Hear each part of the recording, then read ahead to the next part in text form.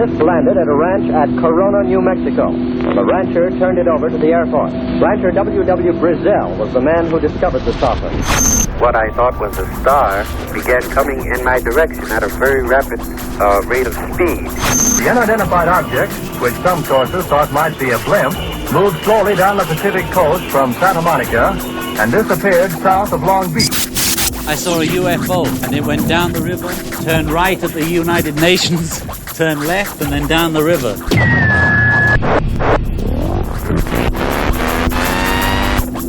UFO classified. UFO classified. No more plausible deniability. Fact, fiction, or the truth. You decide. And now, the new voice of the high desert, the hostess of UFO Classified, Erica Lukes. Good afternoon, good evening. I am Erica Lukes. I was happy to be here on Friday evening. I'm broadcasting live from Salt Lake City, Utah. The weather is stifling. It is so hot here, but it has been a beautiful summer so far.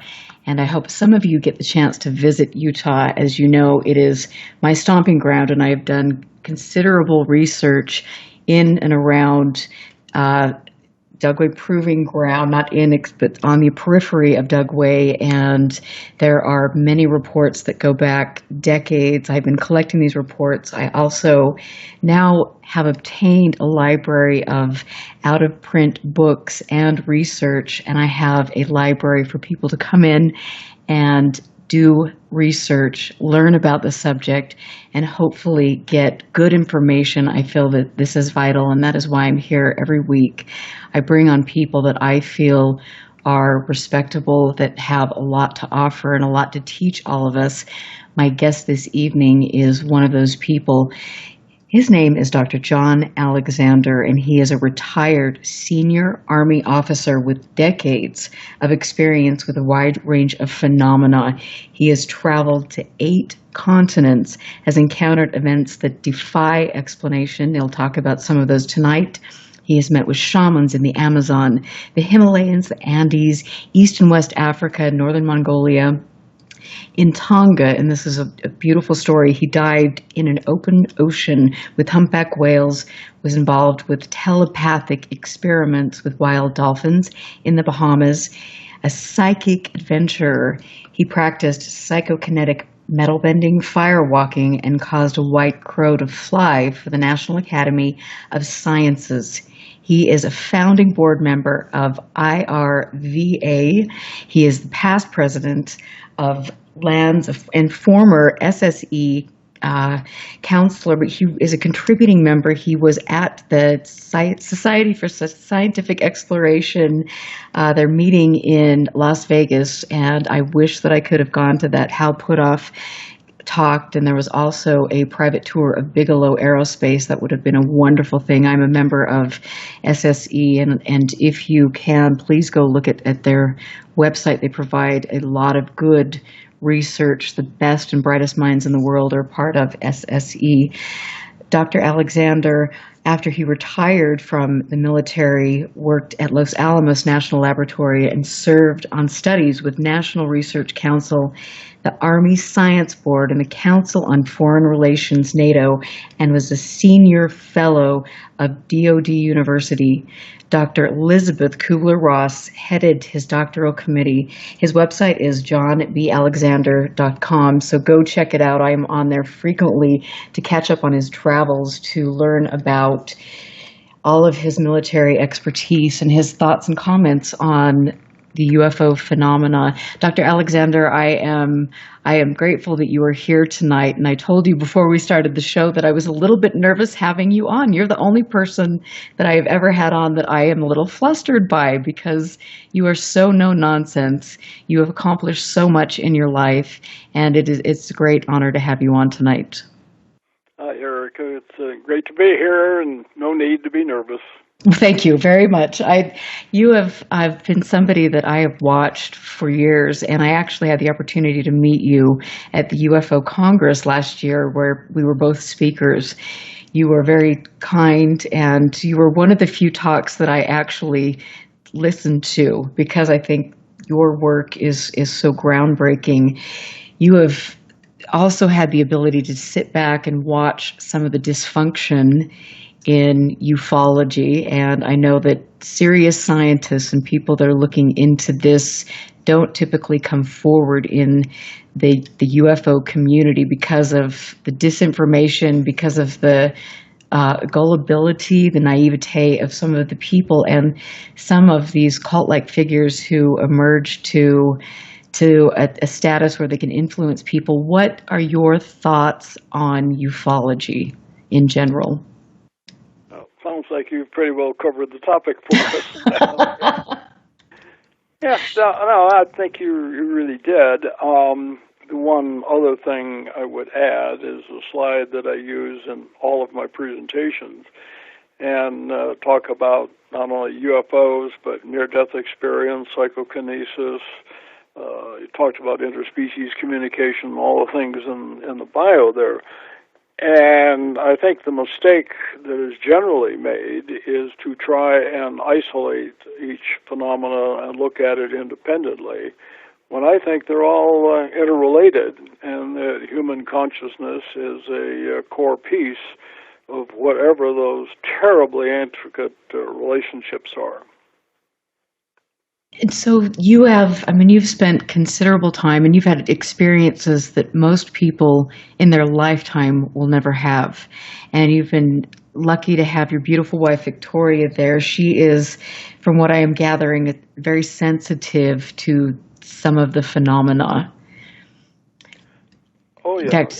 If you look at my most recent book, Reality Denied, specifically some of the things that happened when we were in Brazil, and that's an incident where she actually got possessed at a Umbanda ceremony, which was pretty wild. She also is an ayahuasca devotee, and in fact the Gringo shaman was just visiting us, just left literally a week ago. Somebody that we do recommend if anybody is interested in trying ayahuasca in a native environment.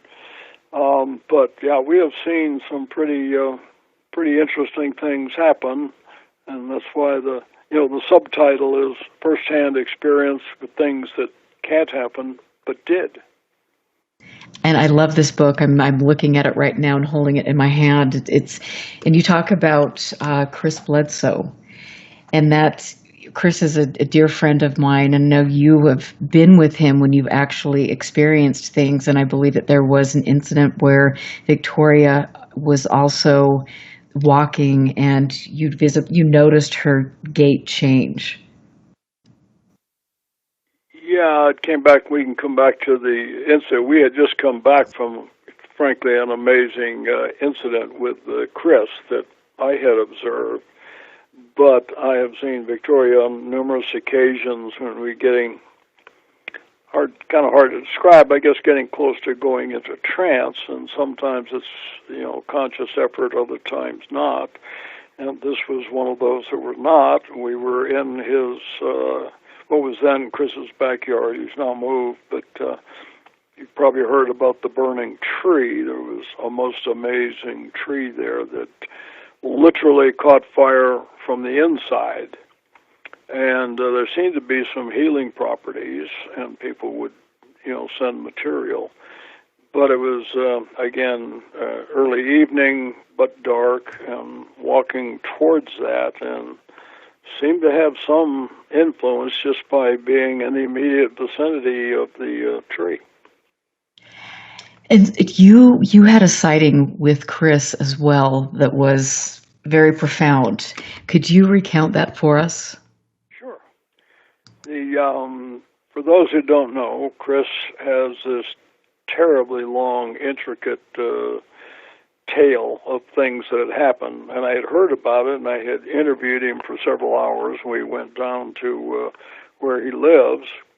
And what had happened is that we went down to the Cape Fear River where things began. I want to emphasize that with Chris, it was not a single incident or even kind of a series of independent ones, but rather things that are continuing to this day. I just recently received some photos from him of orbs and things that he does see there. But what happened was we went down to the river. It was very late afternoon, and he was describing what had happened on that January evening, which had entailed, like I say, missing time, encounters with UFOs, encounters with some kind of beings, and all of that. We can come back and get that. But to this particular incident, we went down, he showed us where things had happened, walked back just a couple hundred meters to where the car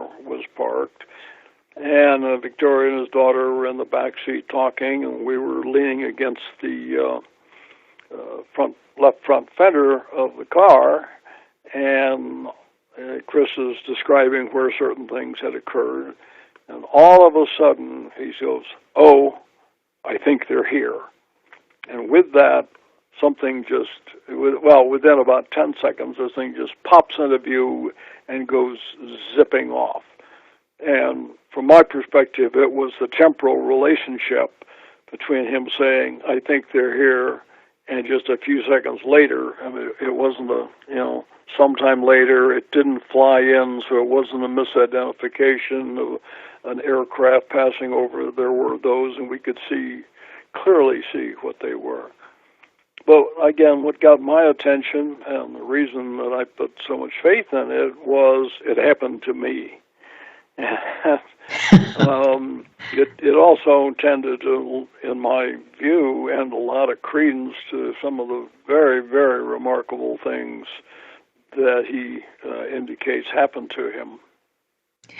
And for the listening audience who don't understand or know who Chris Bledsoe is, Chris Bledsoe and his son had a very traumatic encounter. They experienced missing time. They were with two other people, and this was on the Cape Fear River. They were so terrified, and they had a series of events after that. His son, who was in high school at the time, didn't know how to process what he'd seen. They filed a report and reached out to MUFON for help, and MUFON investigators ended up spending about 6 months with the Bledsoes, and eventually that culminated in a UFOs over Earth with James Carrion and Richard Lang. A couple other people were there, where they basically, in my opinion, hijacked Chris and his family.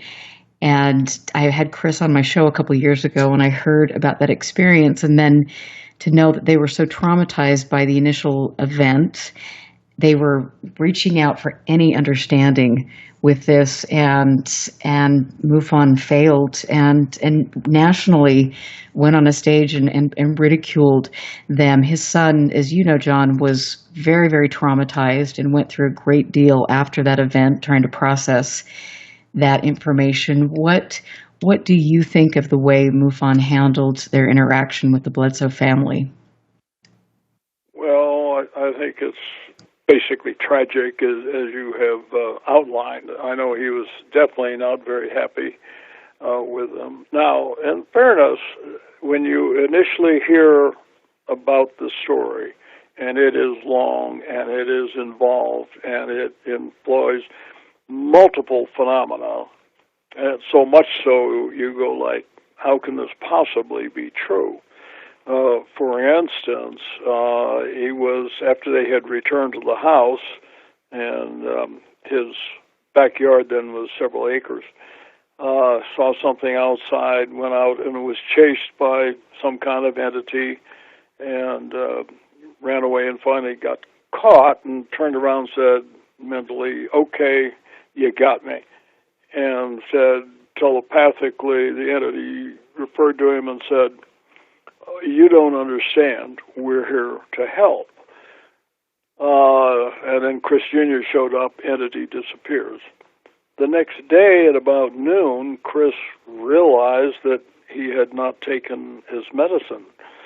He had had Crohn's disease for 12 years, and for those familiar with Crohn's, it is extremely socially debilitating. and it varies. And he said on a good day he would normally have 3 or 4 to 5 attacks. Bad days were worse. He has not taken another pill since. And I did have a chance to talk to a number of people who have verified, that had happened. Point here is, okay, here you've got spontaneous healing, you've got interaction with some kind of unknown entity. They had the physical sighting of UFOs. They had missing time. As you know, Chris Jr. was found hiding out there, and he had an encounter with some kind of mechanical-like little beings of some kind that got in there.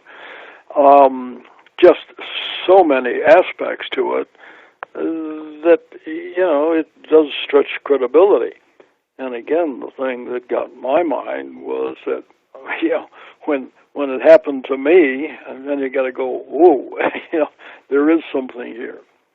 And again, in addition, you had the tree that I mentioned earlier that had spontaneously ignited. Internally, it was kind of hollowed out and burned from the inside out, not the way it would as if it were hit by lightning or something. And then healing properties. And as I mentioned earlier, he continues to this day to have interactions of some kind and send videos of orbs in the visual spectrum. And in places, I've seen them even internally, in places they just shouldn't be. And his sightings are breathtaking. And, I talk to Chris quite frequently. He's become a very dear person for me. And I first became acquainted with him, just a little backstory, when I was state director for Utah MUFON. And I got in there and I was trying to learn as much as I could. And his case came to my attention. And so I got into the CMS and noticed that for a case that was a 6-month case that involved trace evidence and much, much more, that there were only 2 paragraphs that were written in the CMS. And I thought that was very, very odd. They should have reports on trace evidence. They should have a much more detailed report. And so I reached out to one of the initial investigators, Norm Gagnon, who has been on my show talking about this. And Norm got in there and looked at the CMS and said, wow, majority of my case has been deleted. And so, there were these strange inconsistencies with that. And I became friends with Chris and was alarmed on multiple levels that his family had to go through such a traumatic thing, and then alarmed that an organization who was espousing the fact that they're here for scientific research and for the benefit of mankind was not allowing others involved in the organization to learn from investigations or to have access to information that was quite, it was shocking to say the least. Yeah, well, this is, again, the second chapter in the book. But one of the things I want to emphasize, and I imagine you've had the same experience, and that is how integrated and can't explain how important that family is. They become very tight-knit. A lot of people outside the UFO community, but the folks around where they live are not very appreciative of attracting this kind of attention either. There are religious aspects to it as well. But family has just become very cohesive and very supportive and very loving and just really neat folks. And they are. I mean, there's some nights I'll call Chris and his wife, I'll talk with her, and they are so kind. And Chris I don't think there is a mean bone in his body. And it has been interesting for me to sit back and talk with him and see how the initial sightings were so traumatic and it really ripped his family apart. But then, like you said, it brought the family together in a very profound way. And that's been incredible. And Chris is always, he opens his home to people. He wants to, and he believes that whatever is interacting with him is truly benevolent. Well, if there's any admonition, it is that he tends to be maybe too open and willingness to accept almost anybody who comes by and visits. And they have not all been friendly. But as you say, Yvonne and Chris and Chris Jr. and the rest of the kids have been really it's quite amazing to talk to them. And one of the things I found was, as I talked to them individually, how coherent the story is. It doesn't vary. And I don't think they got together and, made up, some kind of tale on how they're going to tell it. They're just very, very open and honest folks.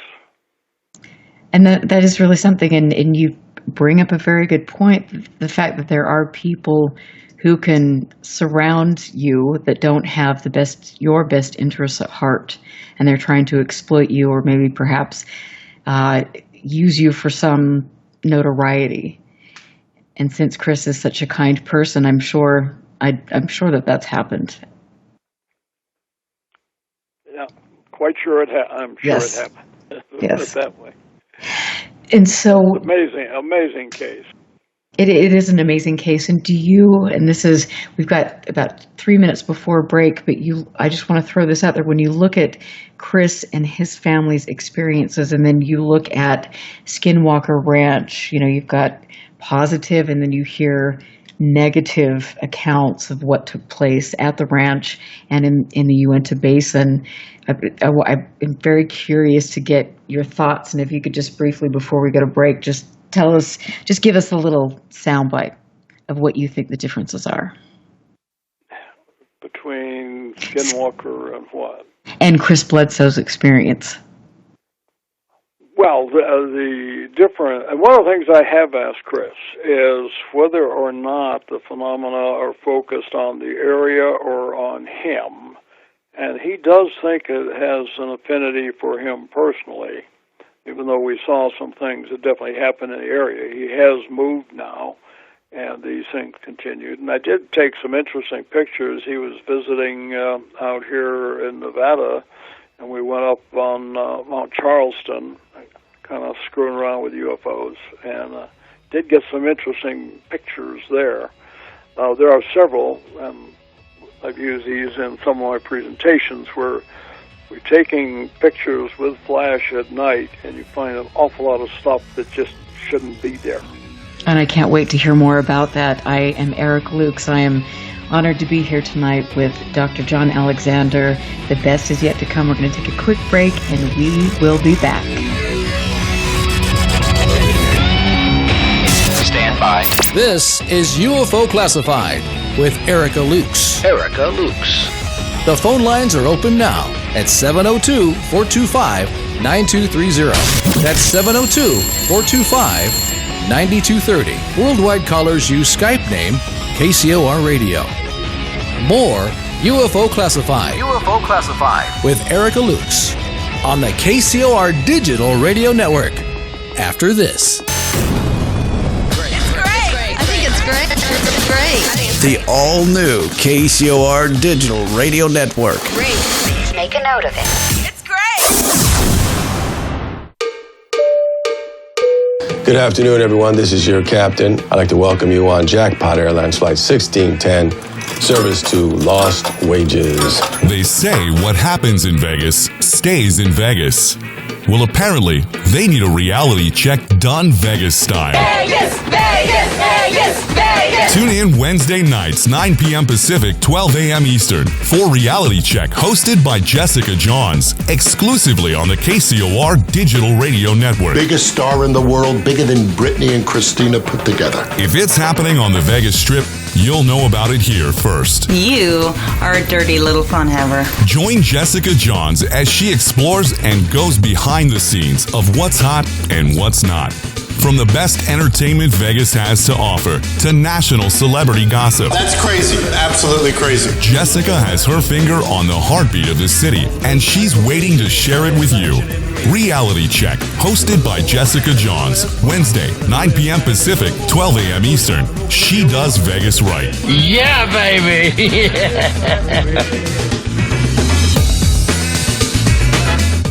If ever a breed was affectionate to a fault, it's the Golden Retriever. They're people dogs, pure and simple. And the Golden Retriever Rescue of Southern Nevada needs your help. If you would like to volunteer, foster, adopt, or donate, go to the Golden Retriever Rescue of Southern Nevada's website at grrsn.org. That's grrsn.org. Or call 598-GOLD. That's 598-GOLD. 30 seconds and counting. Broadcasting to you from another planet, beaming you a world of entertainment. This is the world-famous KCOR. Now listen live online at KCORradio.com. I like everything about this station. When do I listen? Like 24 hours a day. It's my favorite station. I just love the music. It keeps me going at work.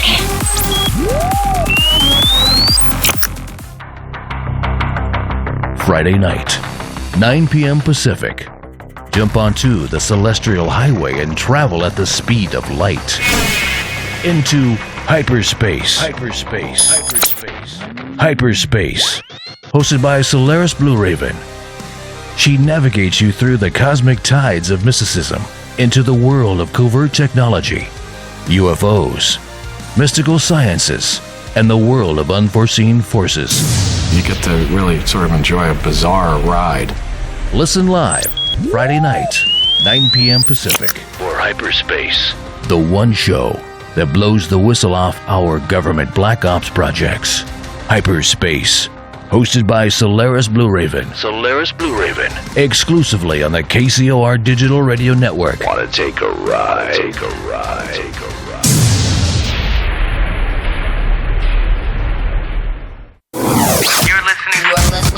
You're listening to UFO Classified with Erica Lukes, where the truth isn't hidden beneath the black lines of a Sharpie. That's the craziest thing I've ever heard. To be on with Erica, call 702-425-9230. That's 702-425-9230. Worldwide callers use Skype name KCOR Radio. Radio contact. Share your thoughts on the show on Twitter by using hashtag KCOR. Or head over to the live chats at KCORradio.com. The audience goes nuts. And now, your host of UFO Classified. Are you ready? Erica Lukes. Welcome back and happy Fantopia Friday. I'm Erica Lukes. Always happy to be here on KCOR. And of course, it wouldn't be a night if I didn't say hello to all of my friends in chat. Susan Northern UFOs, who is so wonderful to help me get the show up on YouTube. I can see Norm Gagnon is there, David Cook, Bruce Cornett, Doug Den Under. Thank you all for being here. Every day I get a message from surprising places. People from all over the world are listening to the show because they want good information. That is very, very hard to find in American ufology, especially, that is dominated by the secret space program and super soldiers and things that really we need to maybe do some fact checking and learn about that, because I don't think a lot of that is happening. We're going to ask John Alexander about that, but first I want to just tell you a little bit about him. Dr. John Alexander was an integral part of research at Skinwalker Ranch with NIDs. We were talking a little bit about that, but we'll get into that more. You can visit his website at johnbalexander.com. He has really pushed boundaries with all of his work, and he was just at the SSE conference in Vegas a few months ago. That was a great conference, and next time I will be there. Dr. Alexander has spent a lot of time with one of my dear friends, Chris Bledsoe, who we were talking about before the break, and Dr. Alexander was mentioning the fact that they were taking photos in Nevada. So Dr. Alexander, if you could continue telling that story, that would be wonderful. Oh, basically, I have a series of photos. Some were taken there in North Carolina, and what you see is smoke. These are using flash at night. And, of course, the point is there is no fire, so there's nothing for smoke to be generated from.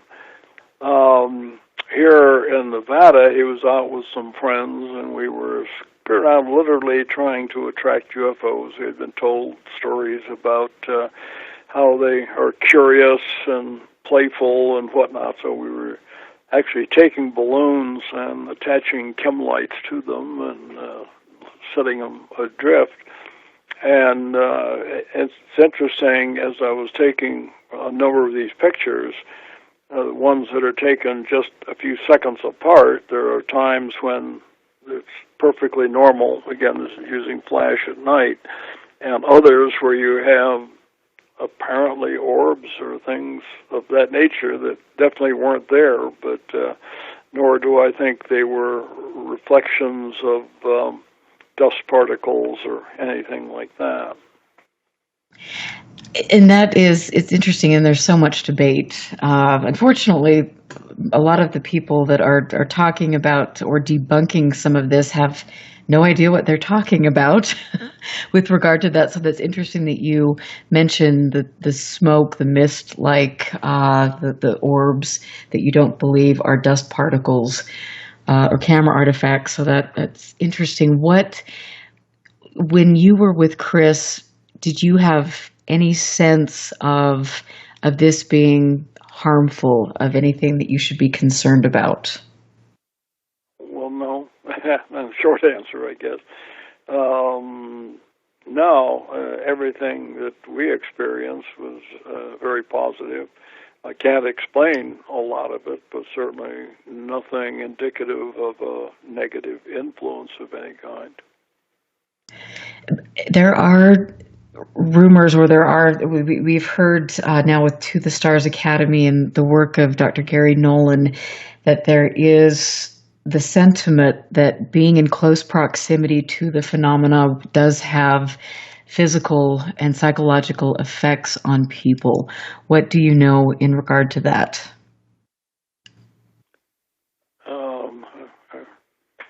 Just to be clear, are we talking about Gary Nolan out of Stanford? Yes. I have not heard him. I know Gary, a phenomenal scientist, by the way, and I know he's been taken to task again by the UFO community. He was one who did the DNA analysis on the little, quote, 9-inch alien, which turned out to be mitochondrial DNA from Atacama Desert down in Chile, which is where we know the item came from. Disturbing in that it was obviously severely deformed. Haven't talked to Gary for a while, and I certainly will after this. But I've not heard him talking about psychological influence.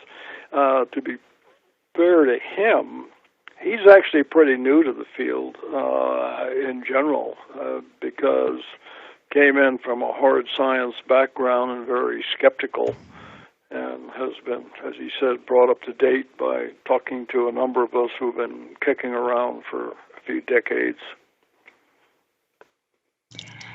And I was impressed. I mean, I've been impressed with their work and the people that are working with To the Stars Academy. It is, in my opinion, a very formidable group of people, and they have done a tremendous service to the UFO community, even though the UFO community doesn't seem to feel that way, but they've allowed this subject to be taken seriously in America. And when the New York Times story broke, for me, I was so excited that I called every member of the media in Utah, and I wanted to say, I'm here if you want research, or if I can present anything, then, I'm here to do that. And ufologists or people in this community should be supportive of that endeavor. And instead we see the usual trolls or people that sit behind their computers and just like to hear themselves talk, I suppose.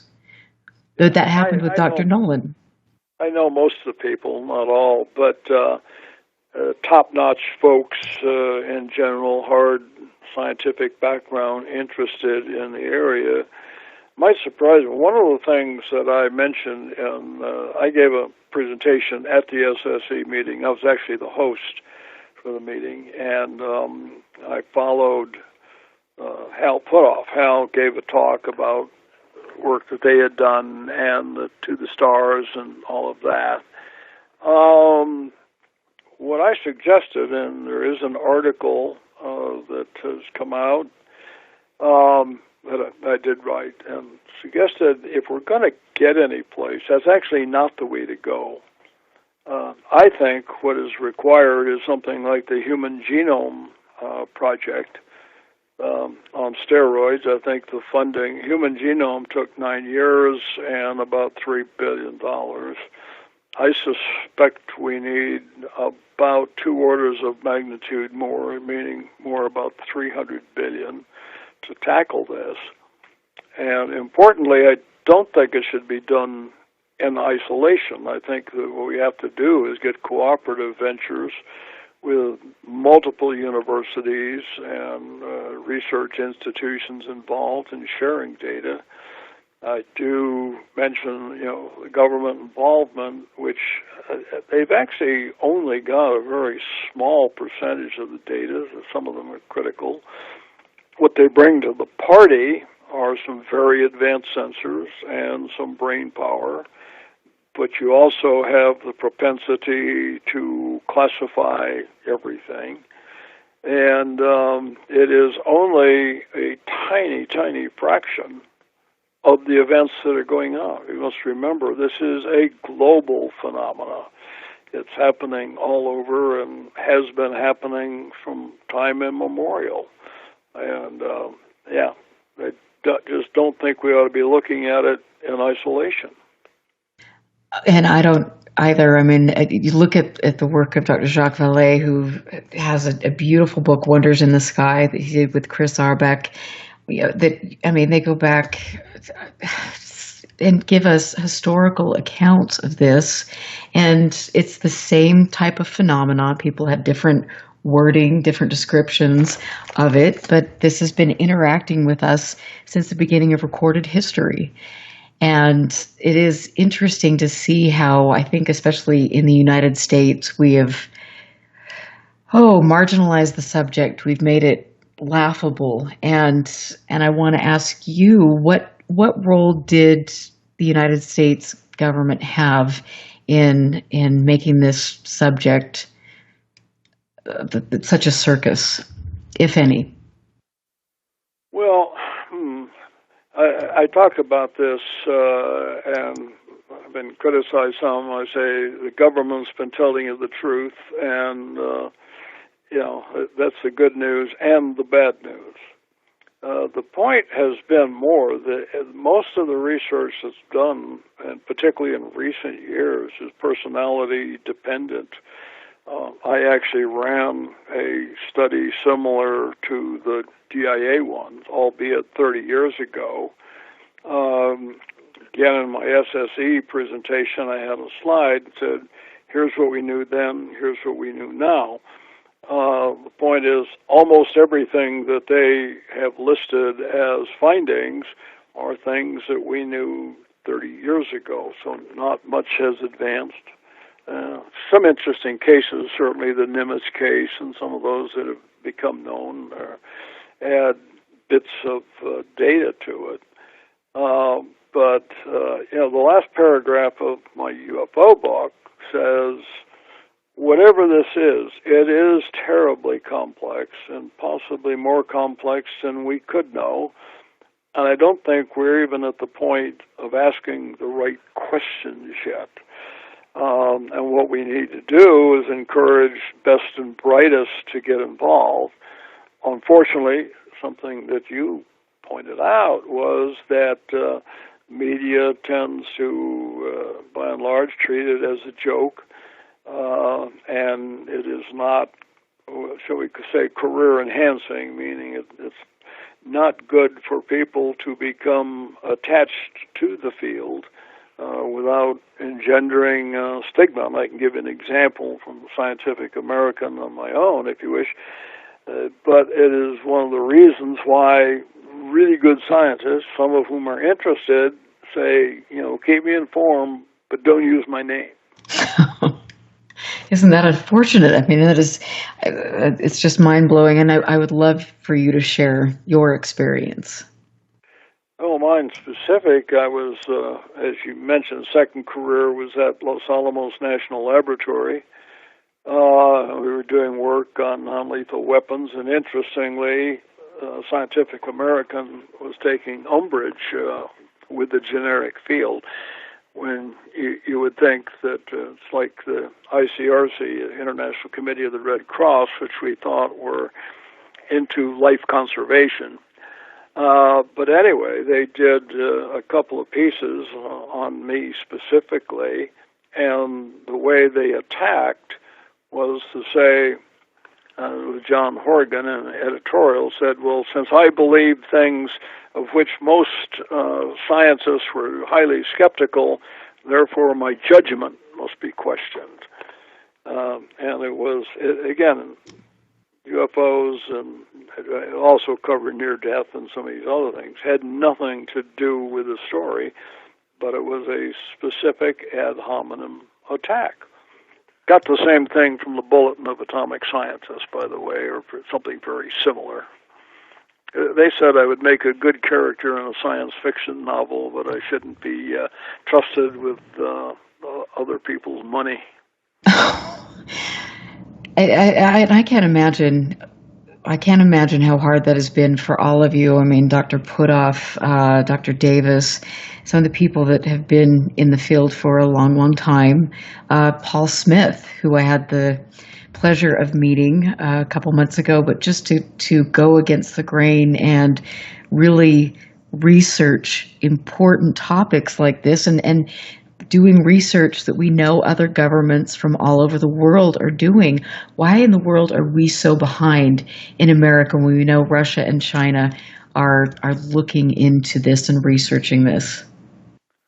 Well, there's actually a very good book. I remember it was on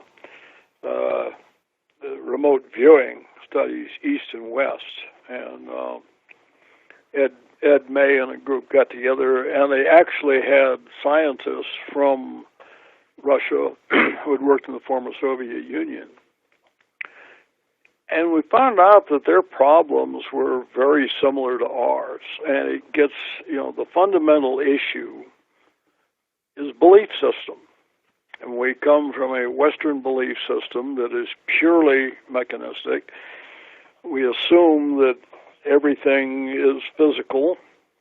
If we cut things into smaller and smaller pieces, we will get to the God particle, a fundamental building structure of the universe. And we spent, this, and part of my talk on this area is that we have spent billions and billions of dollars, like the Large Hadron Collider, which alone costs $1 billion a year to operate, looking for the Higgs boson, and then lo and behold, the repentiquarks and other kinds of things popping up that shouldn't be there. The issue that I find really boggles the mind is when you start perturbating time, because that kind of runs against the mechanistic view of the universe. But that's really quite Western, United States, most of the European communities and all that. Other parts of the world are not so constrained. And one of the issues I do talk about frequently has to do with a potential for a spirit world. And as you know from the book, we've, various encounters we've had, and other societies have no problem with spiritual entities, and that they do interact in the physical world. I like to say when I'm talking to shamans, in the West, we talk about the physical world and the possibility, if you believe, of, a spirit world, but that is separate and distinct. And that the shamans that I deal with who move seamlessly back and forth between these realities. And that is, when you say that, it reminds me of, I went to a place in southern Arizona that was a Native American site full of petroglyphs, and it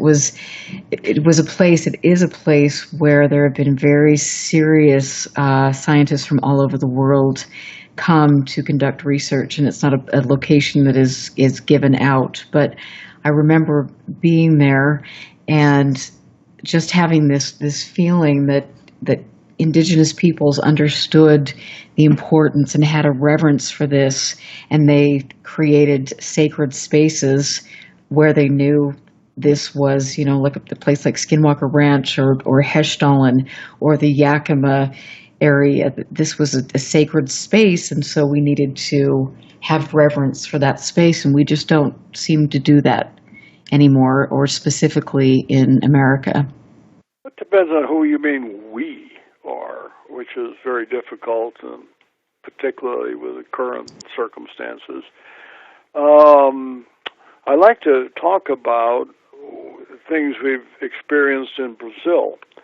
And I have been down there a number of times, and most frequently dealing with very high-level people in the government on, strategic, national, international defense issues and that. And what's interesting, although they have been educated in a very Western-oriented educational system, culturally, they also integrate a belief in spiritism or spiritualism, and they can integrate these things quite well. For us in the Colossus of the North, it tends to be more either or. And if you're in the or category, or you believe these things, then you are likely to be extricated. So do you feel, and I know like right now with especially, and I see your posts and I agree with you with the current state of what is taking place in America, but do you feel that, and I think that this is all tied in, but that we have such right now especially a conspiracy mindset, and we are running away with things, and we don't have respect for the natural world. We are so self-entitled. Our power is being taken away from us. And I think that's frightening, because that shuts us down from our intuition, and it shuts us down from some of these incredible experiences that I believe all of us can have. I think we are entering a period that is terribly difficult. We have, I hate to get too political, but we've entered a post-truth era. And one of the things that, in general, those of us who've studied phenomena have relied on is the reality of very unusual events, and that, therefore, we can win arguments or discussions or convince people to the reality based on physical evidence. The thing with Chris Bledsoe, he had Crohn's disease. He doesn't have Crohn's disease. Any number of physical things that occur, such as that. And yet now truth just doesn't matter in the generic world. So it's going to make it, I believe, more difficult in trying to convince people who have not had personal experience. One of the things I should mention, one of the things I like, as you know, I was the president of IONS, near-death studies, and how many people who have had near-death studies or near-death experiences where they went in totally skeptical, and then it was, oh my God, this happened to me. How do I explain these sorts of things? And there's a number of cases, and we have a little time, we might want to explore those. But, is that in the future going to be sufficient to, win and explain to people kind of the nature of reality, which is, I think, different from what most people think?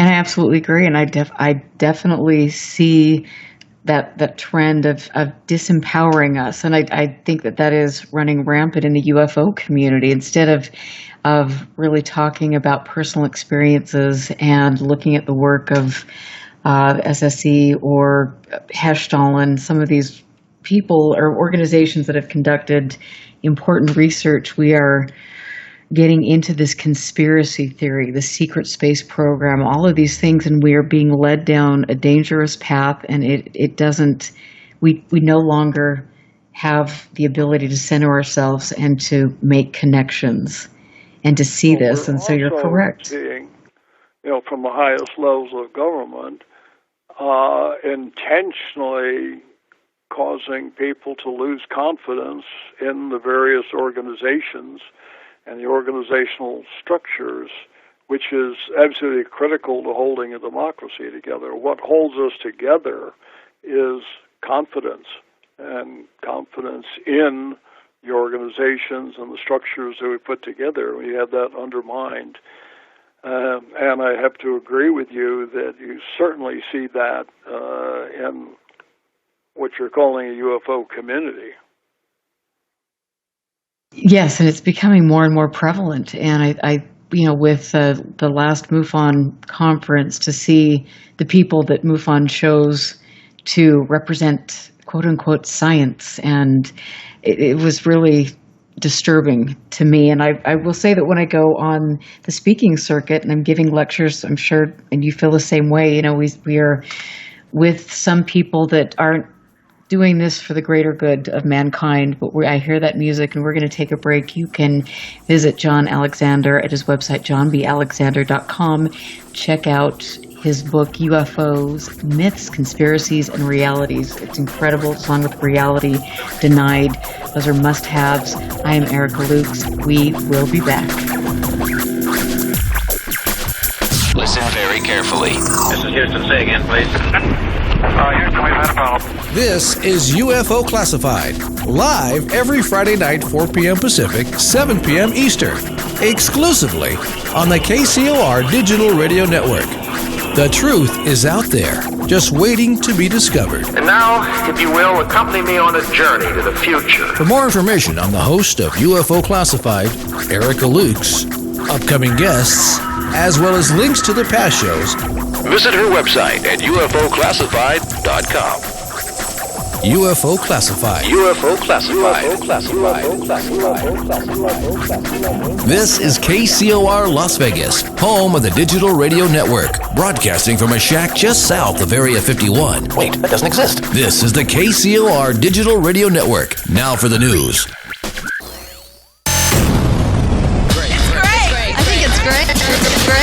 The all-new KCOR Digital Radio Network. Great. Please make a note of it. It's great. This landed at a ranch at Corona, New Mexico. The rancher turned it over to the Air Force. Rancher W.W. Brazil was the man who discovered the saucer. What I thought was a star began coming in my direction at a very rapid rate of speed. The unidentified object, which some sources thought might be a blimp, moved slowly down the Pacific coast from Santa Monica and disappeared south of Long Beach. I saw a UFO, and it went down the river, turned right at the United Nations, turned left, and then down the river.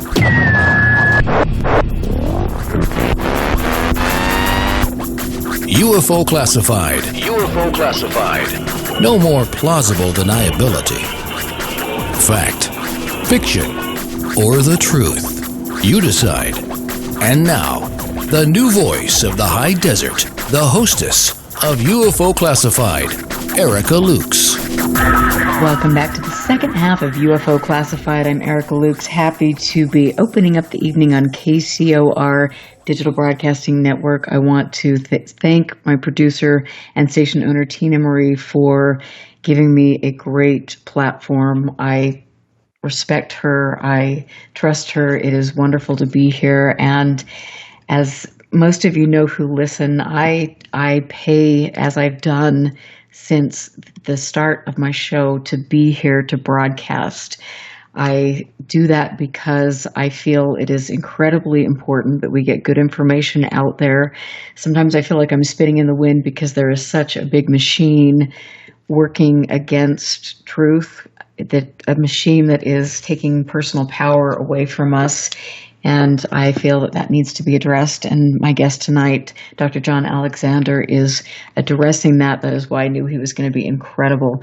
Dr. John Alexander wrote a book that I have in my hand called Reality Denied, Firsthand Experiences with Things That Can't Happen But Did. You can go to his website, johnbalexander.com, to find out more. I am sure that all of you know him, and I'm getting great positive feedback from the chat room. And Dr. Alexander, I was telling you on break that people want to make sure that you know how much they respect your work and look up to what you're doing. So thank you.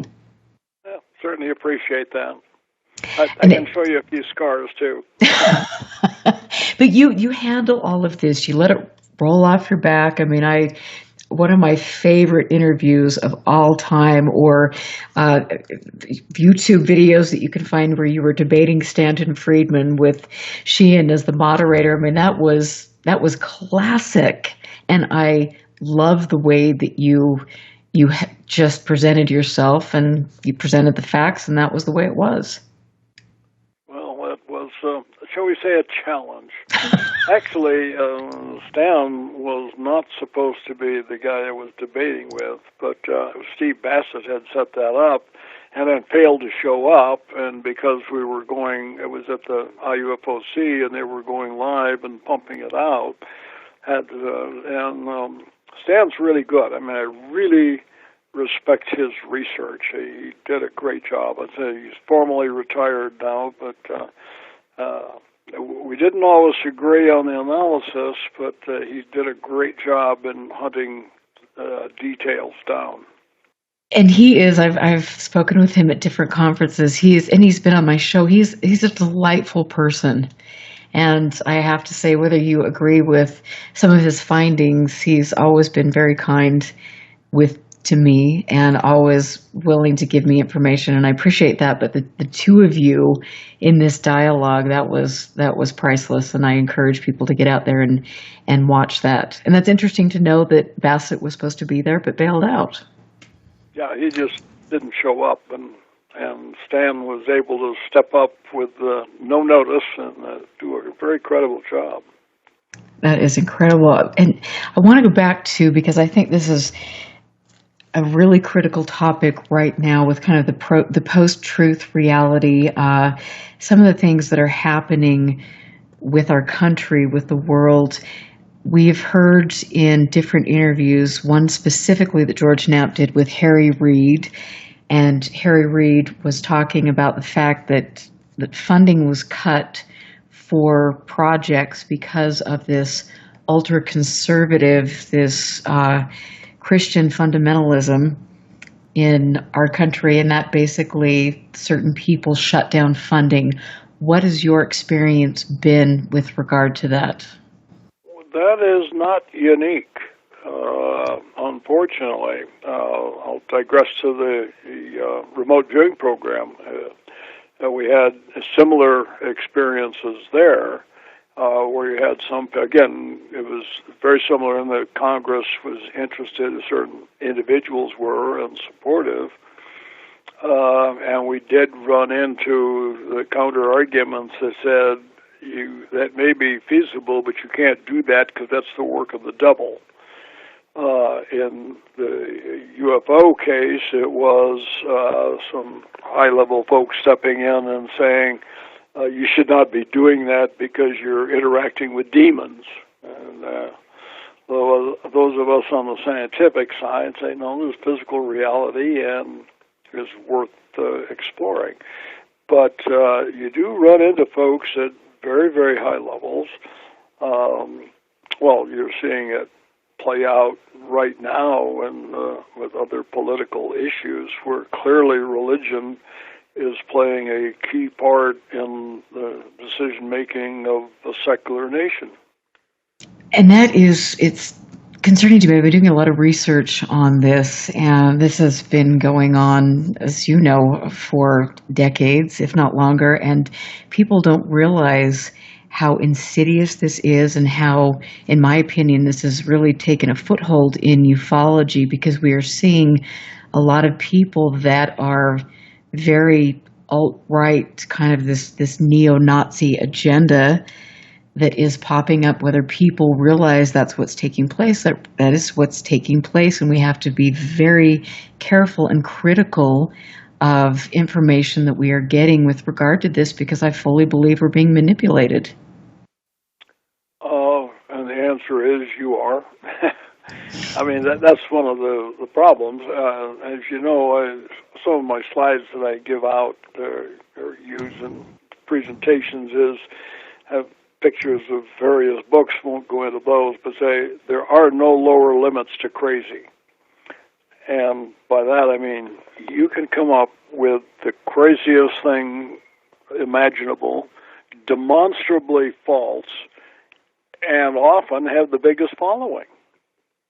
And that is the truth. And so that leads me into the secret space program. What are your thoughts on that? You would have more knowledge than most people. So can you tell us what you know about the secret space program? Well, the secret space program, as I think you're referring to, it just simply doesn't exist. That does not mean that there aren't secret things in space.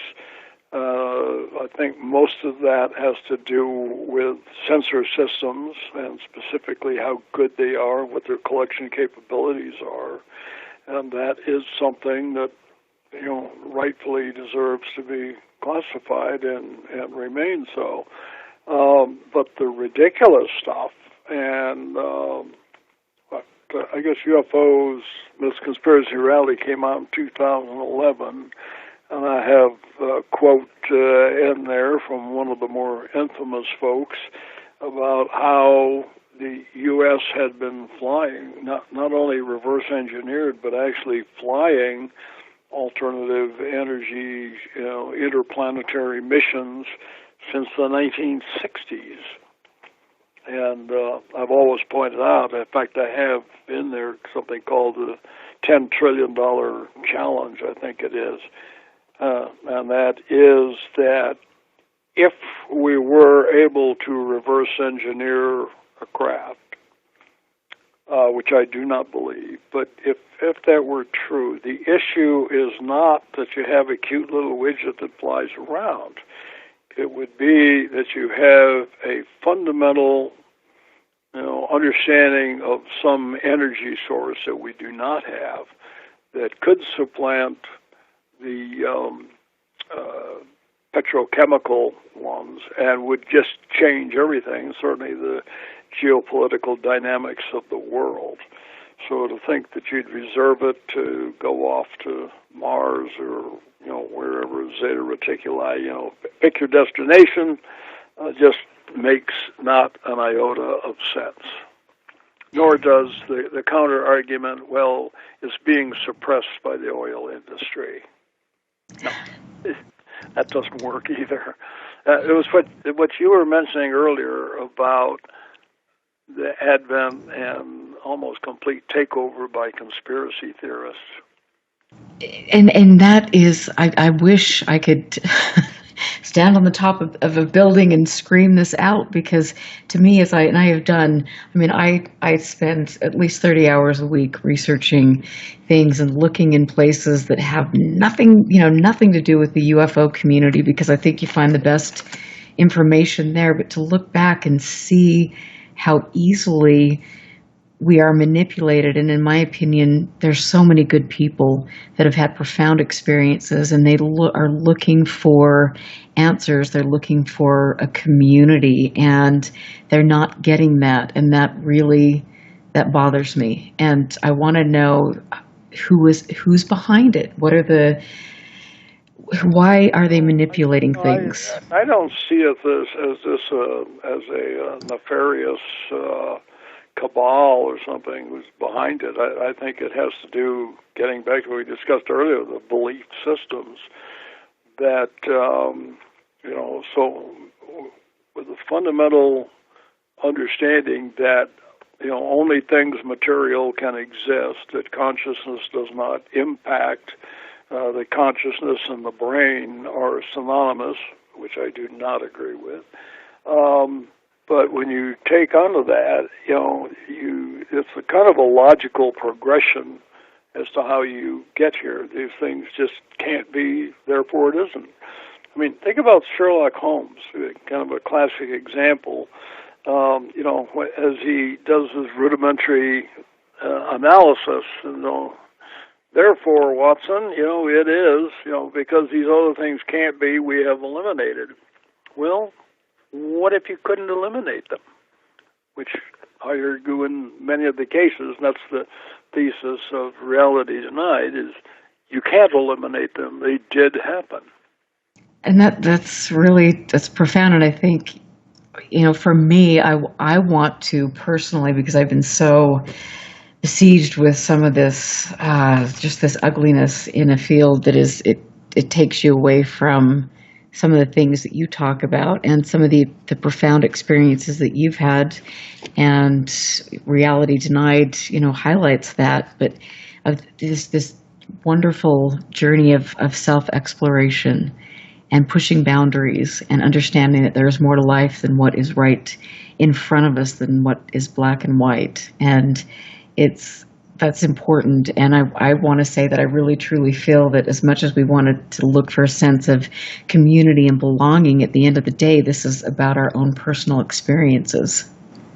Well, what I'm grappling with at the moment, I'm trying to coalesce. I have an article that just came out on American values, and kind of following up on that. But if I can extrapolate from what we understand from studying many of these phenomena, that the universe is entirely interconnected, that yes, you are your brother's keeper, that things you do to others do impact you as well.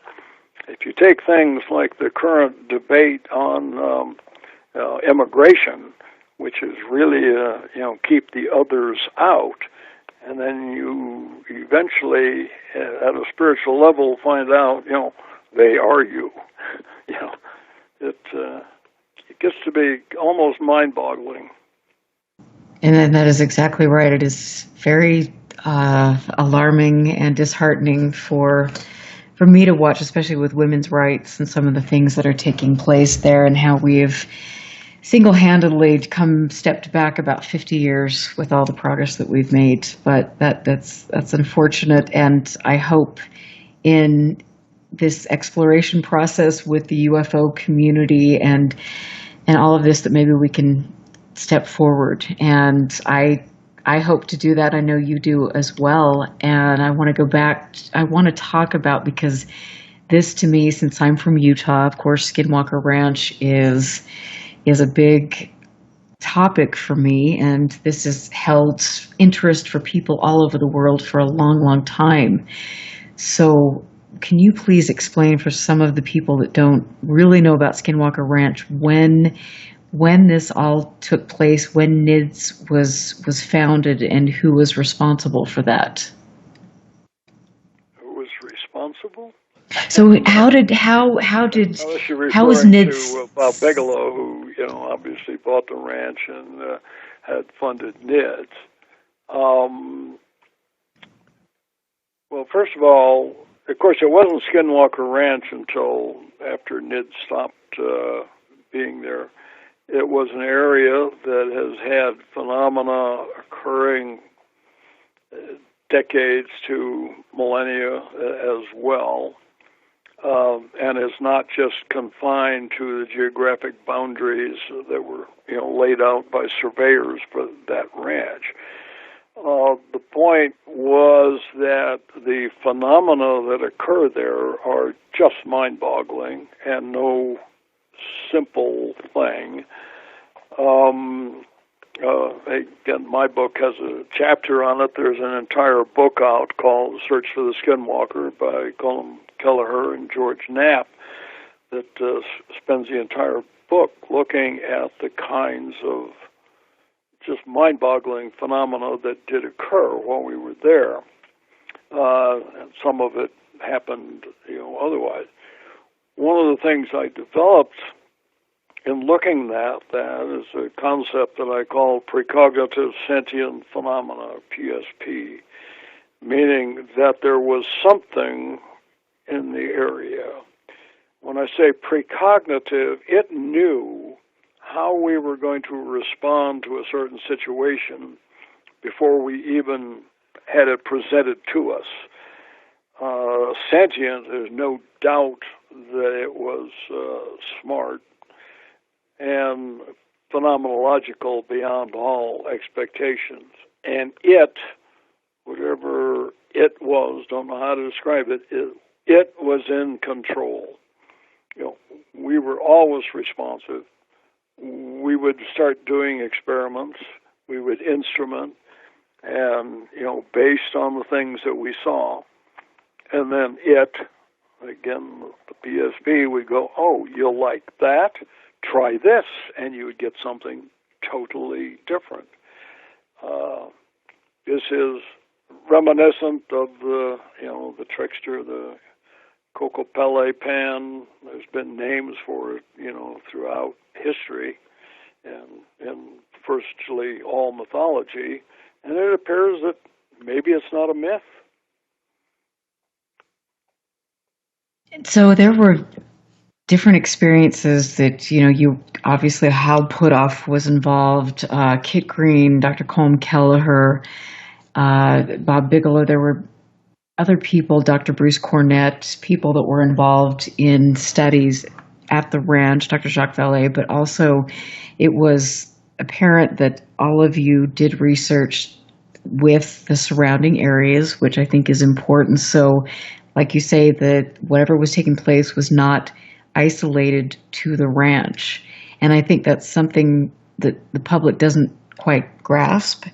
And you see a lot of people trying to break into the property or do things because they think this is the Mecca. But this is, as Bob Bigelow said in his interview on 60 Minutes, this is happening right under our noses.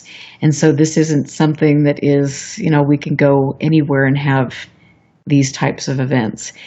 But there's an infamous interview between Jesse Ventura was here and kind of taken me on and asked if I could get him on the ranch, and I said no. And I said, by the way, you'd be bored. Because the point is that, yes, all of these things did happen, but like UFOs, in this case, when you amortize these events over a decade or more, it's not like something happens every night. And again, it would almost occur in ways that we would never understand. And as we tried to, accommodate or even provoke the phenomena, just didn't happen. It was on its schedule, not ours. And that is true. It is a really, this can be quite boring. I've spent plenty of time in the field trying to do research, and you have to have a lot of patience, and it always shows up when you're unprepared or least expecting it, which is very, very curious. Well, there's also a component, somebody you had talked about Eric Davis, for reasons unknown to me, maybe to him, it seemed that he was more sensitive to these events than maybe the rest of us. I was the first one to spend the night up there. I was literally with Bob the day he, went and signed the deal and bought the ranch. And they stayed in town. I stayed literally on a mesa cliff overlooking things. Didn't have anything happen but a lot of mosquito bites. But Eric, for some reason, just seemed to sense things that others did not, and have interactions that kind of hard to explain. So there's that component to it as well. But again, as scientists, we were looking at it from the mechanistic viewpoint, cameras, magnetometers, various kinds of scientific instruments, and it didn't want to play with that. And that is interesting. And you said that you were trying to provoke this. So what does that mean? I know that there were runs set up because animals are sensitive. Well, we did start using animals as sensor systems. There was some things where they went out and dug up land just to try and agitate to see if that would provoke things. But no, there was no causal relationship that was ever established. And so we hear reports of underground noises, underground sounds. Did you experience anything like that, or did that happen when you were at NIDS? Not while I was there. I'm quite familiar with like the Taos hum and things of that nature. Where we at the laboratory, then Los Alamos and Sandia Labs got actively involved in doing research. And we determined that people were hearing hums, but could not determine the origin, and it did not appear to dissipate following traditional laws of how sound moves and things of that nature. That's interesting. We're going to talk more about that and Skinwalker Ranch and much more. We've got one more segment. I am here with Dr. John Alexander. You can go visit his website at johnbalexander.com. Check out his books, Reality Denied, Firsthand Experiences with Things That Can't Happen But Did. He has other books that I would highly recommend. We will be right back. Stand by. This is UFO Classified with Erica Lukes. The phone lines are open now at 702-425-9230. That's 702-425-9230. Worldwide callers use Skype name KCOR Radio. More UFO Classified with Erica Lukes on the KCOR Digital Radio Network. After this. Now, broadcasting in digital HD radio.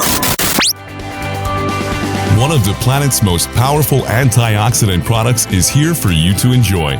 Chaga mushroom tea. This tea has been used as a potent natural health solution for thousands of years. In fact, the Chinese call it king of the herbs. The health value alone is worth a look as Chaga mushroom tea packs a punch with pure vitality and smooth energy. It's 100% wild crafted, safe, and effective. Get it now at arcticchaga.com. That's ARCTICCHAGA.com or call 916-969-2678. That's 916-969-2678. Chaga Mushroom Tea. Order your supply today.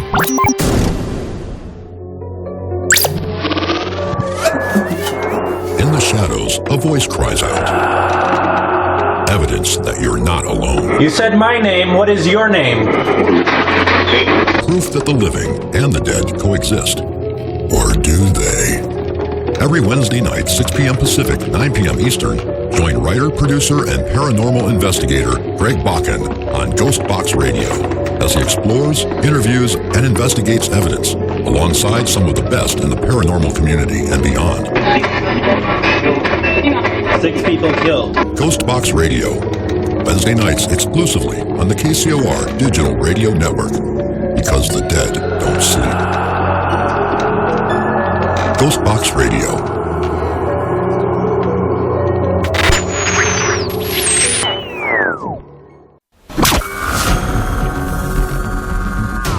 There is a world outside that which we live in, a realm where fact and fiction collide.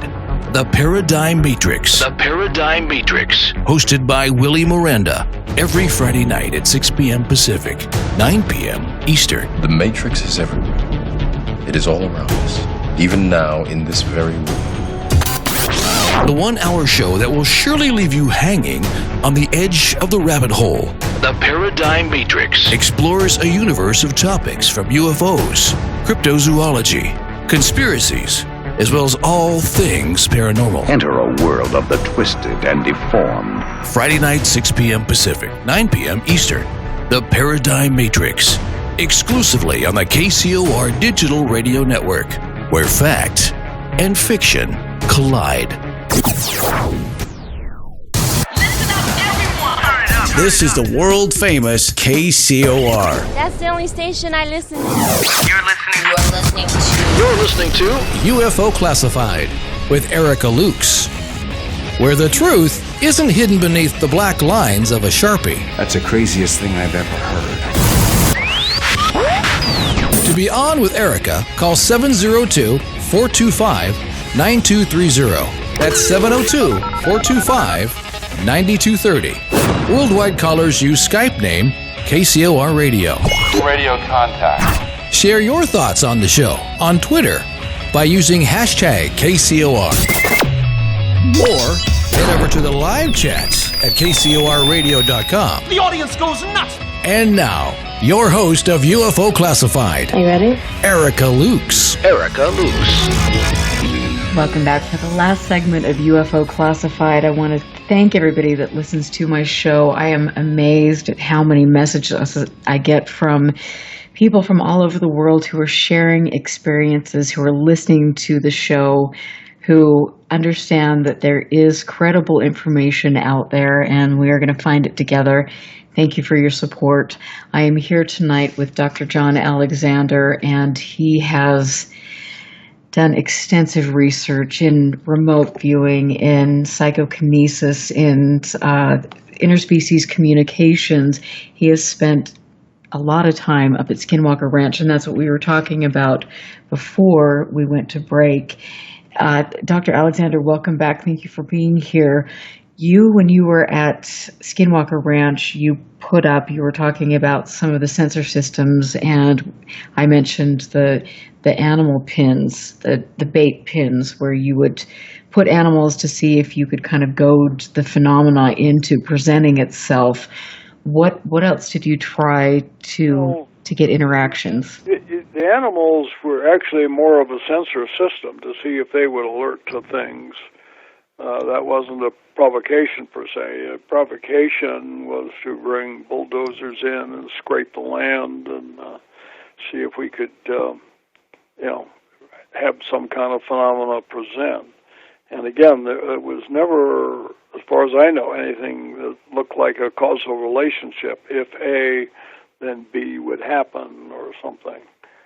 But again, it was what we called before the PSP was in control and moved down its schedule.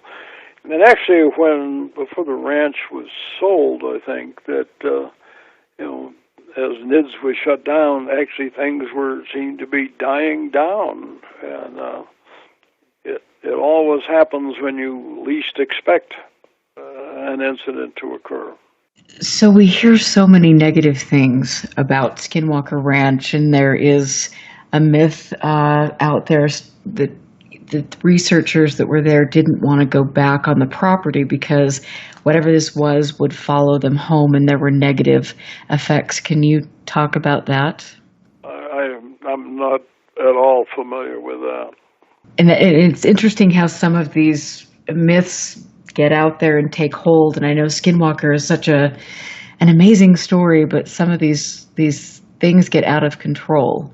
And so that's good that you didn't know about that. And if anybody would, I would imagine that would be you. So nobody. Well, when we left, but I did not hear that from George or Cullum or Eric, certainly. And I think we're the ones that spent the most time up there. So do you feel that whatever this was, so you don't feel that this was any different from what Chris Bledsoe is interacting with, or do you?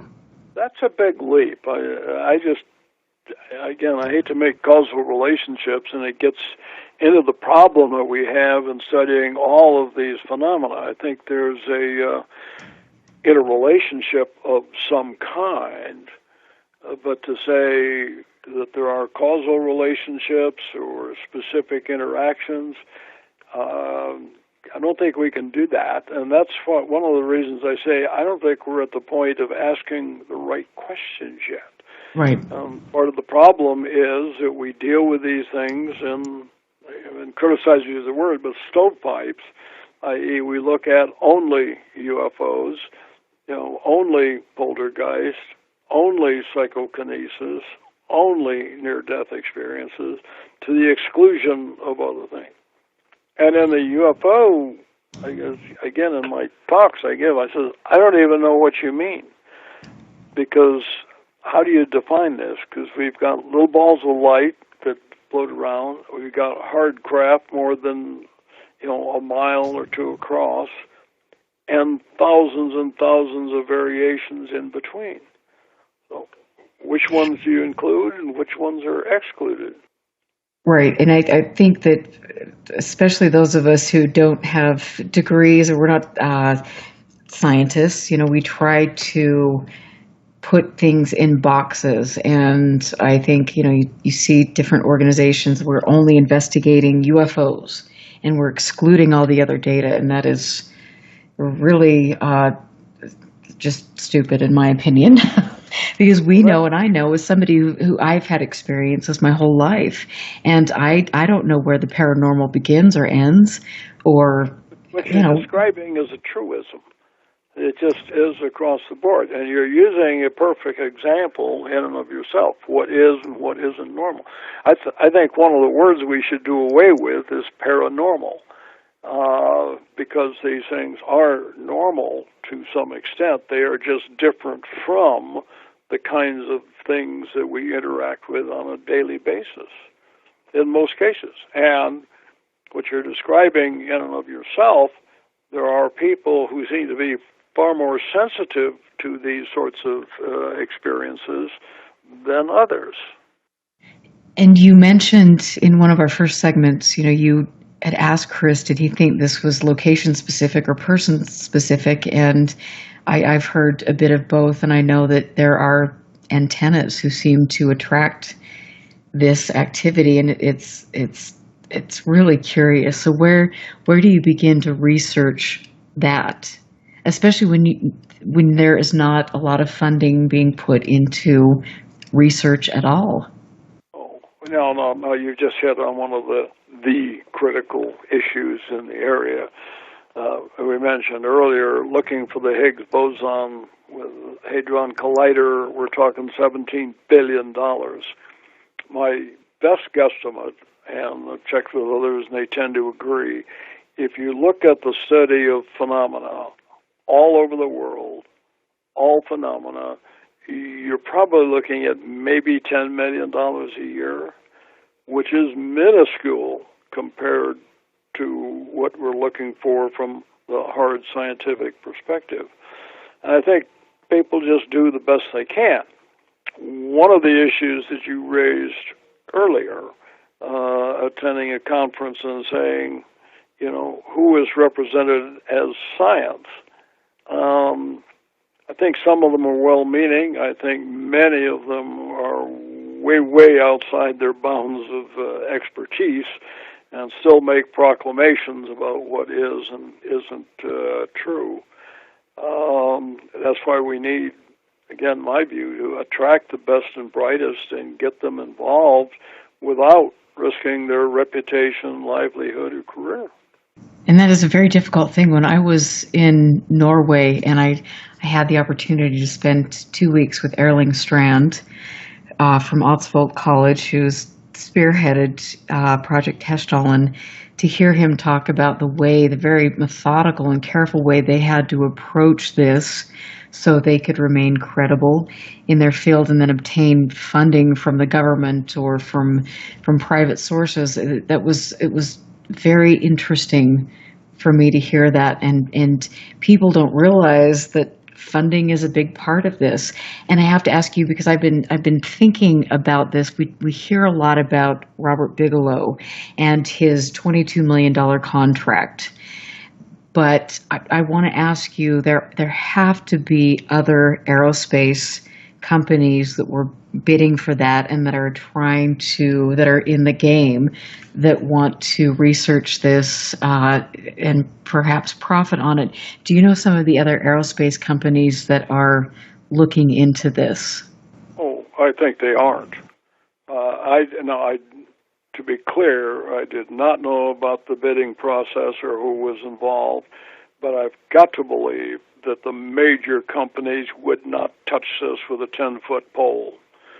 And the reason is, they've got to report. Now, Bob has an advantage. He is privately owned. He does not have to report to, board of directors or report his economics or anything, which would be highly negative, by the way. The amount of money that he has personally put into this area is absolutely astounding. But if you're a public company and you've got to account to not only board members but stockholders as to what you do, the last thing you want to put on your annual report is, oh, by the way, we spend X amount of money on weird stuff that we don't understand. I mean, that would be a huge negative from the business perspective.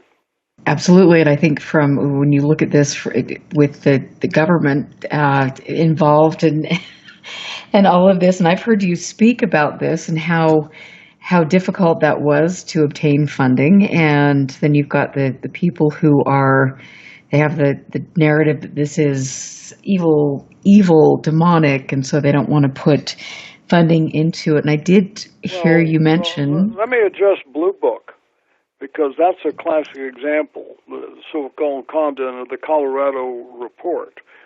The point there was the Air Force could not get anybody to do the study. They did not, other academic and research institutions did not want to study it. They finally had to convince University of Colorado to even take the report. It was about $250,000, by the way, at that time. Far from huge.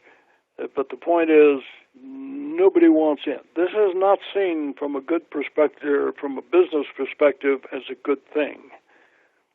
Again, the negatives, what we talked about before, apply not only to individuals who want to study it, but also to institutions as well. And so when you think about Russia, who obviously has been, and you can correct me if I'm wrong, much more progressive in researching this, I mean, wouldn't it make sense to anybody in government that we should be utilizing or researching this and allocating funds, because this could be a security threat if another country had this technology? Well, okay, but you're making huge leaps in logic there. Ones I might even agree with. And as I mentioned earlier, I did this study 30 years ago, and part of the rationale that we proposed for going forward was, a leap by the then Soviet Union, still the bad old days, would be unacceptable. One of the things that appears, and I addressed this in this most recent article, is that, everybody says threat, and by the way, Lou and other people from To the Stars still address the threat aspect of it. The point there is that they got the money from the Department of Defense. The Department of Defense has responsibility for security. They respond to threats. I did the same thing, again, 30 years ago. I described it as a potential threat so that we could, rationally attempt to attract money. To be fair, Lou was more successful. We did not get funded. Might mention I ended up actually with the director of SDI at the time, who knew nothing on the topic, who politely turned me down from a financial perspective, said if I could tell them what to look for, they'd be willing to do that, but no way in hell he would put money into it, because if he were caught, the assumption would be that you're not a good steward of public funds, and not only would the assumption be we'll take that money, but we'll take other money as well, because we know you're not a good manager.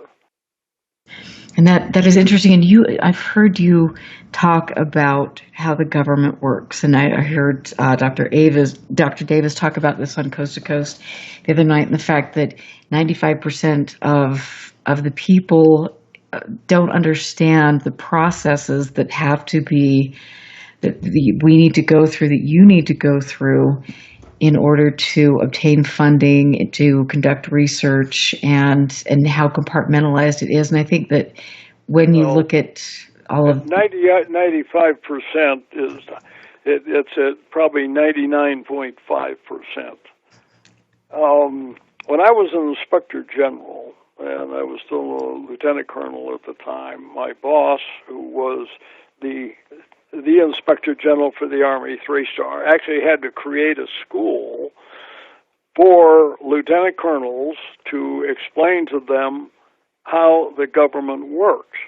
Because even at that level, people had been in, most of them 15 years or more, had no idea how complex, and the funding system is so arcane. I might mention the UFO book. It had a complete chapter on it, it will only give you a cursory overview of the complexity of what you're dealing with. And I have to say that I really enjoy your books. You teach me so much when I read them, and I follow every post that you make because you're such a critical thinker, and I love that. It's so lacking in this subject. But I want to ask you about the FOIA request, because when To the Stars Academy came out with all of this, of course, we saw a flurry of people making FOIA requests and thinking that they were going to get to the bottom of this and make some breakthrough. But in reality, that's not the way it works. Can you clarify that for us?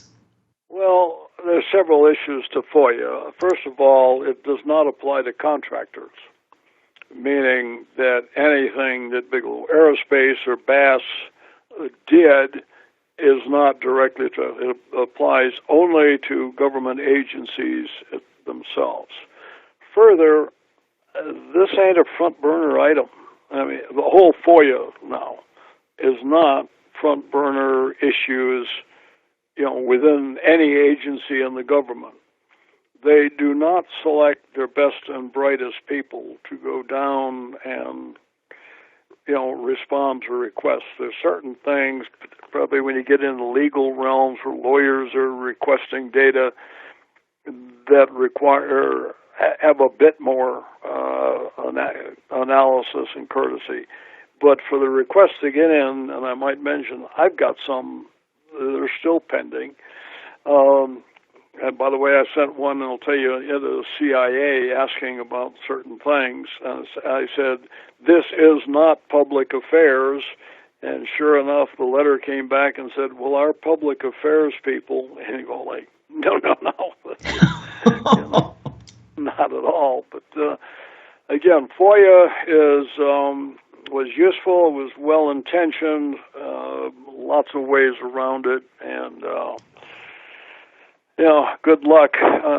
I think John Greenwald in this field has done more work than anybody, and he can tell you just how exasperating it can become. There are certain legal implications where you can, try to hold their feet to the fire, and good luck. And so when with specific information, and we've, of course, got 3 minutes left, I want to just ask you briefly your thoughts on MJ-12. Well, I did address that in the book. I think MJ-12 probably was real. That list of people, I was told, were absolutely the right people. And likewise, it had absolutely nothing to do with UFOs. And the timing on that is just absolutely perfect.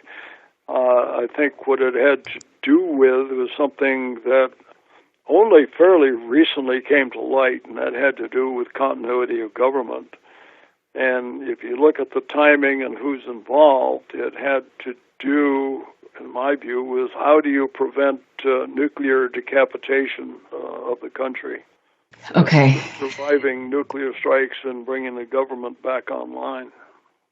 And thank you, because I have seen on a recent episode of Ancient Aliens, which I don't go to for a lot of factual information, but they were bringing up the MJ-12 documents again, and so this obviously is coming back up, and I think it is. Most of them have been, thoroughly discredited. There are a few that may be real.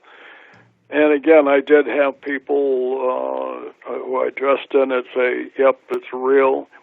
I can say, my former boss is now dead, Bert Stubblebine.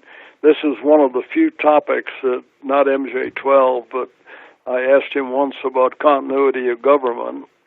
Seemed surprised that I had even heard it and said, we are not discussing that. I mean, it was one of the few times I just went, oh, this is not something that's discussed.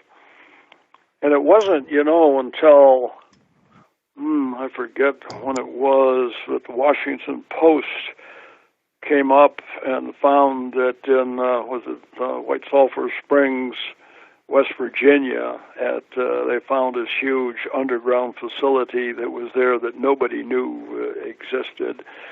And that's when the program itself first came to light publicly. Well, thank you. And I know that was a loaded question, and there's so much more to ask you about that. But just to get some of that information out there, we have just a few minutes before the show closes. Where will you be next, and what new adventure are you off on? What adventure? Well, like I say, the first ventures are off to the Baltic,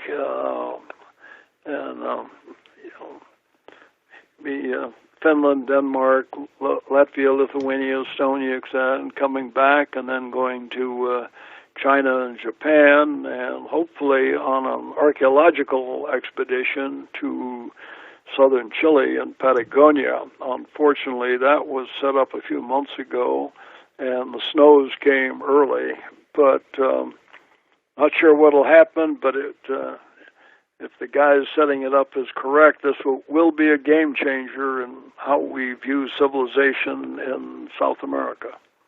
Well, I look forward to seeing your work on that, and I want to just tell everyone to please, if you get books and add them to your library, 2 of the books that are must-haves, Reality Denied and UFOs, Myths, Conspiracies, and Realities. Dr. Alexander, I knew that this was going to be a great interview. You have such an eloquent, no-nonsense manner, and to me, that was something I was drawn to, because we get so much nonsense in this field, and like I have always said, there are good people here who have had genuine experiences, and they deserve the best, and they deserve to be given information that can empower them and not take them away from their intuition or the learning process. All right, Erica. Well, always a pleasure. It is always a pleasure, and I want to thank everyone out here from listening to UFO Classified. Please make sure you spread the word. If you want to reach out to me, you can find me at ufoclassified.com. I have interviews that I have conducted with some researchers here in Utah with regard to Skinwalker Ranch, and then my travels all over the world, trying to get information, learning from scientists, and giving you my own personal experiences, because this, for me, has been a big learning process, and I really enjoy getting to know people and learning, and the opportunity to reach out to each and every one of you and make a difference, I hope. And Dr. John Alexander, thank you so much for being here. I want to thank everyone. Willie Miranda is up next, and so you can stick around. We've got a great night on KCOR. Tina Marie Solaris, Blue Raven, will be on. Next week I have a special surprise guest, so I will be updating you. This is going to be a good show, and I look forward to catching you all next week. Be safe and stick around for Willie Miranda. Have a good night. Listen very carefully. This is Houston. Say again, please. Houston, we've had a problem. This is UFO Classified, live every Friday night, 4 p.m. Pacific, 7 p.m. Eastern, exclusively on the KCOR Digital Radio Network. The truth is out there. just waiting to be discovered. And now, if you will, accompany me on a journey to the future. For more information on the host of UFO Classified, Erica Lukes, upcoming guests, as well as links to the past shows, visit her website at ufoclassified.com. UFO Classified. UFO Classified. This is KCOR Las Vegas, home of the Digital Radio Network.